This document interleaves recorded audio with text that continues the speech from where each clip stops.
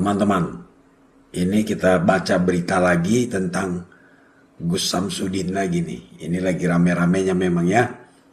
Tapi nanti kita tetap membahas hukumnya. Ini saya baca dari Gunem. Kita baca dari gunem.id, media online ya.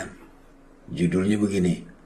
Gus Samsudin menyebut Dr. Richard tidak beradab. Pembuktian dilakukan setelah kamera dimatikan. Merasa dijebak, Gus Samsudin mengatakan bahwa Dr. Richard Lee tidak beradab dan tidak beretika. Pembuktian kesaktian pun dilakukan setelah kamera dimatikan. Ketika berada di Jakarta, ternyata Gus Samsudin tidak segera menemui Marcel Radival atau pesulap merah seperti yang diisyaratkan pada waktu berangkat. Siang tiba di Jakarta, malam harinya Gus Samsudin langsung tampil di sebuah stasiun televisi yang sebelumnya juga menghadirkan Marcel Radival.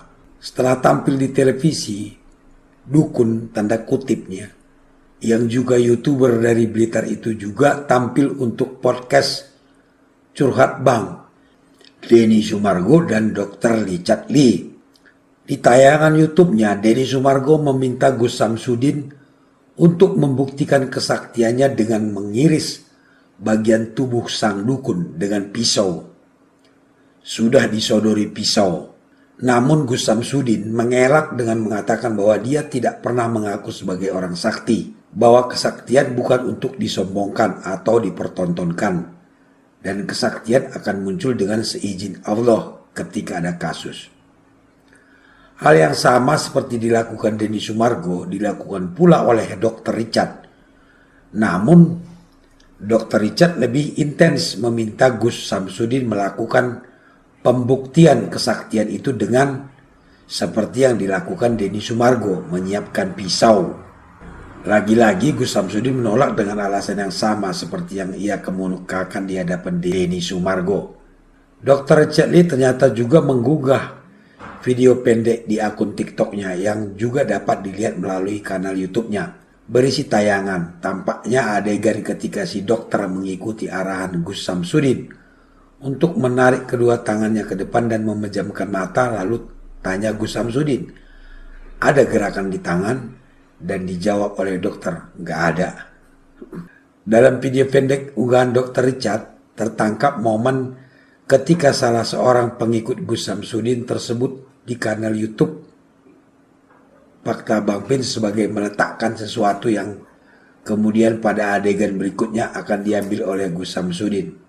Dikatakan barang yang diduga diletakkan di bawah meja oleh pengikut Gus Samsudin itu ialah bunga kantil yang kemudian diminta oleh Dr. Richard. Gus Samsudin pun kemudian mengunggah video yang kemudian disiarkan ulang oleh kanal YouTube lain. Dalam tayangan video itu, Gus Samsudin mengatakan bahwa pembuktian mengiris bagian tubuhnya sendiri sudah dilakukan di depan Dr. Richard Lee, di luar acara podcast resminya. Gus Samsudin menunjukkan bekas irisan pisau di tangannya yang dikatakan bergaris-garis merah.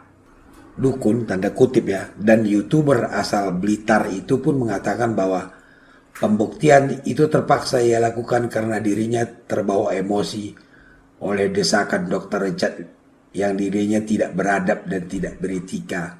Kata Gus Samsudin dikutip gunem.id dari kanal YouTube Fakta Bang Pin yang diunggah Kamis 11 Agustus 2022. Jadi teman-teman, ternyata Gus Samsudin ini diajak juga pembuktiannya oleh Dr. Richard Lee.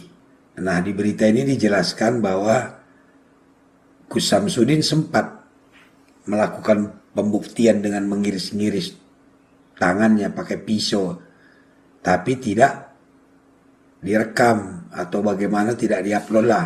Artinya setelah kamera mati dia melakukannya, katanya begitu. Jadi teman-teman, kalau kita lihat dari hukumnya, ini memang agak rumit juga ya. Bagaimana hukumnya kalau kita menyuruh orang memotong tangannya sendiri atau menganiaya dirinya sendiri gitu. Itu saya belum pernah lihat pasal yang mengatur bahwa ada hukuman bagi orang yang menyuruh memotong tangannya sendiri misalnya ya.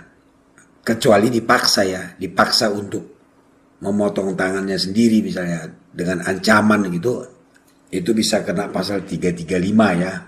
Tapi kalau hanya menyarankan dan tidak memaksa, saya belum tahu pasalnya. Tapi perlu kita tahu bahwa kalau menyuruh orang untuk membunuh dirinya, itu ada pasalnya teman-teman. Itu di pasal 345 KUHP, kita baca ya.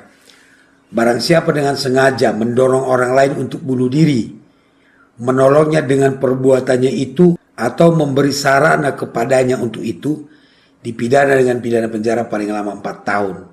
Kalau orang itu jadi bunuh diri. Nah, kalau untuk bunuh diri, Anda jangan pernah menyuruh orang, apalagi menyiapkan sarananya. Kalau ternyata dia jadi bunuh diri, Anda bisa dipidana sampai 4 tahun penjara. Nah, jadi saran saya, ya udahlah, nggak usahlah pembuktian. Takutnya terjadi sesuatu sehingga celaka atau luka atau meninggal dunia menjadi masalah ya teman-teman ya. Apalagi kalau Anda yang mengetes, ya, Anda tes sendiri dia mengaku kebal, lalu Anda tes, ternyata nggak kebal, Anda kena penganiayaan. Tapi dia mengaku kebal bang, meskipun dia mengaku kebal, kalau Anda mengetes dia, membacoknya atau menembaknya, Anda tetap akan dipidana ya. Mudah-mudahan menjadi bahan pertimbangan kita ya, agar tidak sembarangan melakukan sesuatu ya. Pikirkan untung ruginya. Oke?